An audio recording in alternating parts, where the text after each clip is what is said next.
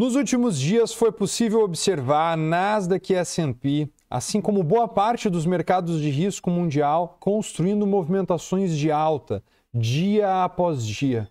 Mas o Bitcoin, será que ele ficou para trás? Se o mercado americano sempre foi correlacionado com o Bitcoin, o que está acontecendo agora? Essa correlação foi quebrada? A gente deve esperar uma correção dos mercados americanos ou uma alta do Bitcoin? No vídeo de hoje a gente vai responder todas essas perguntas. Acompanhe.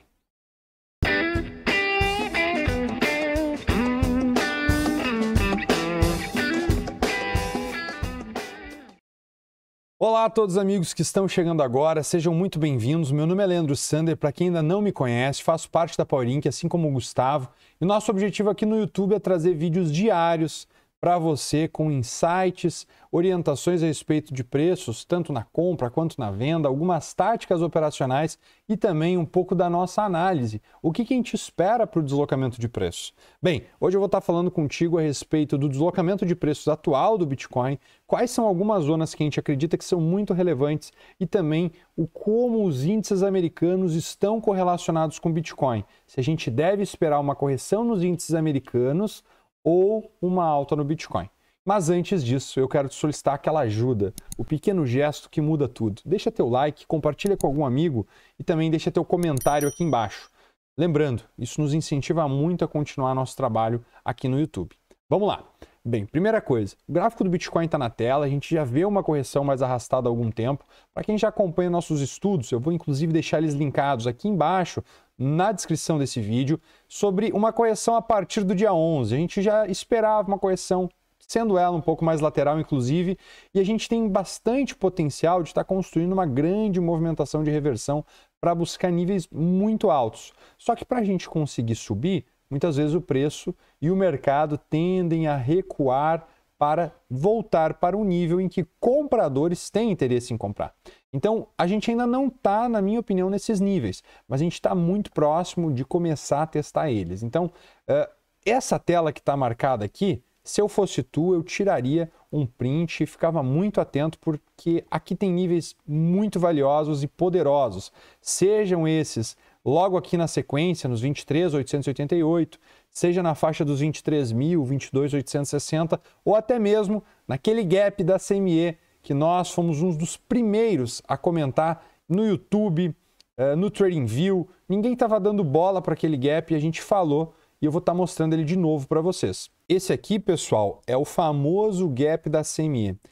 Logo nessa movimentação antiga, lá em janeiro, tá, fevereiro, a gente comentava já também sobre esse gap aqui. E esse gap foi fechado. Agora, a gente teve uma grande movimentação e deixamos outro gap aberto. Esse gap aqui, ele está mais precisamente na faixa aí dos 20.330, é o preenchimento dele. E a máxima, né, se caso acontecer só um teste, o famoso filling the gap, onde os preços vêm testar pelo menos a abertura da barra que gerou essa forte fuga, seria aí na faixa dos 21.110. Algo que sim desempenharia uma grande correção. Leandro, tu acha que o preço vai cair reto até lá? Não, eu não acho que isso vai acontecer. Inclusive, se a gente olhar agora dentro do intraday, o Bitcoin ele teve uma grande movimentação corretiva aqui.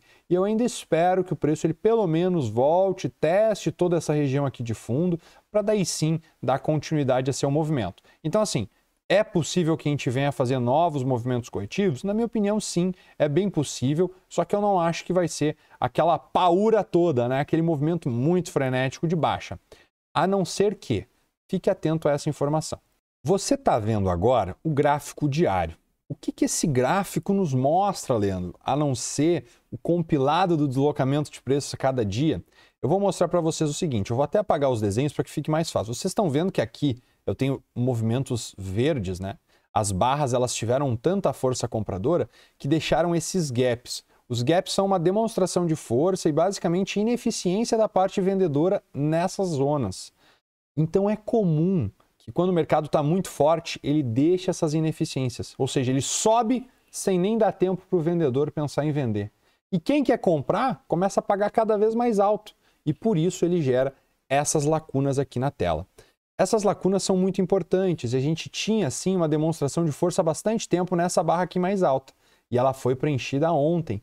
E olha o que está começando a acontecer aqui. A gente tem um gap vendedor. Para que o mercado siga corrigindo de maneira mais tranquila, é bem importante que esse gap vendedor seja preenchido. Caso isso não aconteça, os vendedores estarão tomando muito o controle dos preços e é provável que a movimentação de venda comece a se intensificar, uma vez que eles vão ter mais potencial de empurrar os preços, afinal de contas, uma vez que tem um gap, um desequilíbrio e o preço consegue evoluir abaixo, significa que esse lado do mercado está com muita pressão. Então, se tiver muita pressão de venda, é provável que esse gap vai ficar aberto. Se os preços conseguirem preencher aqui, a gente provavelmente vai continuar nessa lenga-lenga, nessa correção mais sossegada. Mas beleza, dito isso, a gente pode esperar a correção, ela ainda está mais arrastada. Se esse gap ficar aberto, é um sinal de alerta para uma aceleração e as zonas de preço vocês já viram logo no início do vídeo. Agora, e os gráficos americanos que não param de subir? Bem, a gente vai dar uma olhada neles agora, vamos lá. Antes de olhar puramente o gráfico da Nasdaq ou do S&P, eu vou te mostrar aqui uma coisa. Isso aqui é o gráfico do Bitcoin e o da Nasdaq logo em cima, plotado em azul, tá? Olha como eles eram correlacionados aqui. A gente teve um momento em que o gráfico ele ficou afastado, mas logo depois eles ficaram andando junto novamente. E olha como a gente está de novo com uma grande boca de jacaré aqui, ó. A gente está com uma grande divergência nesses preços. E a pergunta mais importante para o momento é uma só. Qual que deve ser essa pergunta? Bem, se a gente tem aqui o gráfico do Bitcoin caindo enquanto o Nasdaq sobe, a dúvida que fica é: o que vai fazer essa estrutura voltar a ficar correlacionado? Pode ser as duas pontas. O Bitcoin pode subir, o Nasdaq pode cair. Isso seria perfeito. Seria uma movimentação mais sossegada. Agora, será que se o Nasdaq cair com uma intensidade maior desse nível aqui, o Bitcoin não vai também acelerar a movimentação? É uma dúvida importante que a gente tem e é importante a gente também ficar acompanhando o dia a dia dos preços. Uma das coisas que a gente pode olhar é puramente como está o gráfico da Nasdaq. A gente vai olhar isso agora. Então, galera, esse é o gráfico da Nasdaq. Veja que ela está com muita intensidade, muita pressão compradora. A gente até observava aqui o rompimento desse topo aqui como uma possível falha de movimento, né, uma captura de liquidez, mas simplesmente o gráfico ignorou qualquer resistência e seguiu andando de maneira parabólica. Isso é saudável para os preços? Não, isso não é comum, tá? Mas a gente não pode descartar que o movimento está muito forte. Bem, o preço está muito próximo de testar esses níveis aqui de topo. Aqui eu teria uma atenção especial, principalmente para essa questão que a gente está conversando agora, que é: será que o Nasdaq vai corrigir ou será que o Bitcoin vai subir? Em um movimento mais lateral do Nasdaq, ambas as coisas podem acontecer, só que eu teria muita atenção porque uma coisa eu tenho como garantia para você. Eu não sei se é o melhor momento para vender. Parece, mas a gente não tem a certeza disso. Agora, que eu tenho grandes chances de não comprar nesse nível, isso eu te garanto que eu tenho. Então, a gente normalmente não tem aquela plena certeza quando o preço está subindo que aqui vai parar de subir. Afinal de contas, o ditado é muito claro, né? Os preços podem se manter irracionais por mais tempo do que você consegue se manter numa posição oposta ao mercado, né? Ou seja, os mercados muitas vezes podem estar fazendo um movimento extremamente irracional e mesmo que teu racional e a tua ideia de posição esteja certa, o mercado pode seguir andando para o lado oposto e te fazer quebrar. Então nunca é interessante operar movimentos como esse sem stop. Então sempre é importante, se você está buscando alguma posição aqui em Nasdaq, S&P, use stop, define um risco bem delimitado para conseguir montar uma posição. Caso o preço aqui de Nasdaq consiga fazer um movimento corretivo a partir desse teste aqui, é possível sim que a gente vai voltar a trabalhar nesse topo anterior. E sim, pessoal, se o preço voltar a trabalhar nesse topo anterior, é possível que isso aqui já não seja mais uma resistência, e sim um suporte. Então eu teria bastante atenção em ver, primeiro, como o Nasdaq vai reagir no rompimento dessa região. Se ele reagir de maneira negativa e iniciar uma correção, é possível que a correção venha até onde? Até esse topo anterior. Será que esse topo anterior vai demonstrar um forte suporte? Se isso acontecer, a gente pode aliar essa ideia, essa leitura para os gráficos do Bitcoin. Uma vez que Nasdaq está muito mais forte, Se o Bitcoin não mostrar pelo menos um equilíbrio e voltar a trabalhar de maneira correlacionada, é possível que se o Nasdaq cair aqui, o Bitcoin, que já está fraco, pode até mesmo cair mais. Mas, para surpresa de muitos, a Nasdaq pode também corrigir e, visto que o Bitcoin não está tão correlacionado, ele pode voltar a ter a correlação, uma vez que ele se mantém um pouco mais estável, corrigindo de maneira mais lateral, e o Nasdaq, inclusive, consegue fazer uma correção mais profunda. Leandro, mas e se não corrigir nada? Bem, daí realmente o Bitcoin vai estar devendo uma alta. Uma vez que eu acredito que Nasdaq possa fazer um movimento corretivo para pelo menos testar esse topo anterior, não acredito que isso aqui vai falhar um movimento ou criar novas mínimas, tá? Mas eu acredito sim que não é um bom ponto para você estar olhando aqui para compras. Afinal, você já deve ter percebido que a maior parte da movimentação do Nasdaq e do próprio S&P está sendo puxado por basicamente umas 7 a 8 empresas. Dificilmente todas as empresas do índice estão performando bem. A maior parte dessa movimentação ela ainda é puxada pelas FANGs. Então vale sempre uma atenção especial para isso. E aqui, quando a gente olha o S&P, também na mesma dinâmica do Nasdaq, extremamente forte, movimentações bem direcionais, inclusive ganhando, assim como o Nasdaq, movimentos do topo anterior, tá? Não tá tão forte porque Nasdaq chegou a testar zonas bem mais altas, né? Mas o S&P também está ganhando uma zona muito relevante. Assim como eu comentei para Nasdaq, se o S&P iniciar uma correção aqui, é possível que essa correção leve o preço de volta para um teste nessa linha de canal. E essa linha de canal pode ser sim um ponto muito reativo para os preços. Uma coisa que eu quero lembrar a você é que, por mais que a correlação entre o S&P e a Nasdaq não esteja tão próxima como já esteve anteriormente no Bitcoin, o ponto de atenção é para o seguinte, veja só. Aqui embaixo do gráfico a gente tem o coeficiente de correlação. Veja que quando o Bitcoin, lá em novembro, tá, estava marcando fundo, o S&P já estava em um movimento otimista. E o Bitcoin ficou por mais tempo lateral, sofreu mais, demorou mais. Então, o que aconteceu a partir daí? Quando o S&P iniciou o movimento corretivo, aconteceu exatamente o que a gente trouxe no início do nosso vídeo como uma possibilidade. É isso aqui basicamente acontecendo na prática.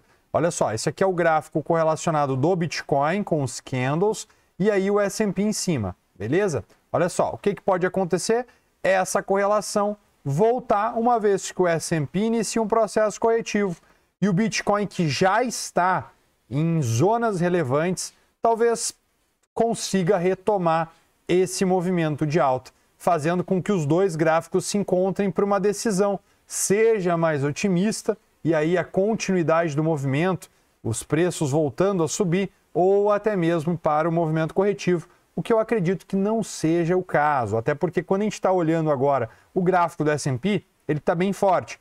Pode acontecer um movimento corretivo a partir de agora? Pode, a gente já está testando uma extremidade do canal, mas não é aquele movimento para renovar mínimas, talvez apenas para testar o fundo do canal que está sendo construído a fim de talvez até mesmo construir um teste na máxima histórica. Essa ideia não é comum na maior parte dos analistas, muitos já estão olhando para S&P estável, lateral por mais tempo, mas a gente tem que ter atenção. Primeiro, para olhar os níveis do preço, então sabendo que o preço está muito esticado, evitar ficar exposto nessa região, mas se o preço voltar para esses níveis de 4.100 pontos, para quem olha aí para o S&P, também a Nasdaq, se Nasdaq, né, a gente olhou há pouco tempo aqui o gráfico, se a Nasdaq voltar a testar esses topos anteriores, 13.600, se tu não olha o Nasdaq, tu pode olhar o Triple Q também, que é muito comum aqui no Brasil ser observado para quem opera Nasdaq, olhar ali para os 334, essa região 335, que é a região de topo anterior, é um ponto que sim pode ter muito suporte. E como eu falei, tanto o S&P como o Nasdaq, eles estavam muito correlacionados com o Bitcoin, afinal de contas eles eram ativos de risco. Atualmente, se a gente pega aqui um contra o outro, o Nasdaq está subindo mais, mas nada impede de Nasdaq corrigir e o Bitcoin subir, assim como aconteceu um tempo atrás aqui nesse período da FTX, né? Então teve o colapso da FTX, Nasdaq, assim como o S&P aqui no período da FTX já subiam, e aí o que aconteceu? o Bitcoin seguia de lado. Uma vez que os dois se encontraram, a sinergia foi positiva e o movimento voltou a ficar correlacionado. Então o mesmo pode acontecer agora. O Bitcoin pode sofrer mais, Nasdaq corrigir, na minha opinião, e aí os dois seguirem aí para o mesmo rumo. Essa é uma das grandes possibilidades, com um olhar um pouco mais otimista, e eu espero ter conseguido contribuir com a tua leitura. Um olho no peixe, outro no gato, ótimos trades, forte abraço e até a próxima. Não te esquece, se não é inscrito, se inscreva no canal e também considere ativar os sininhos das notificações para tu ter mais informações como essa.